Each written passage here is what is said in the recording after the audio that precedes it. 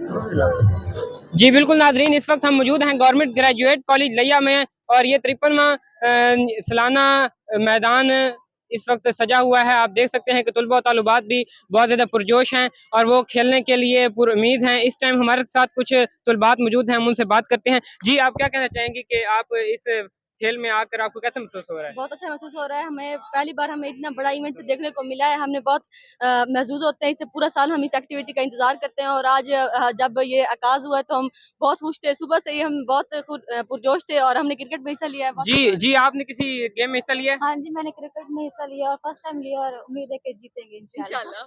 जी, आप क्या कहना चाहती हैं? आप किस टीम को सपोर्ट कर रही हैं? जी, मैं बीएस इंग्लिश से बिलॉन्ग करती हूँ, तो ज़ाहिर है मैं अपने डिपार्टमेंट को सपोर्ट करूँगी और हमारी टीम बहुत अच्छा खेलती है, इंशाल्लाह हम ही विनर होंगे। जी नाज़रीन, आप देख सकते हैं कि तलबा तलबात बहुत ज़्यादा पुरजोश हैं और वो खेल कर और जीत कर इस मुल्क का नाम भी आगे रोशन करना चाहते हैं।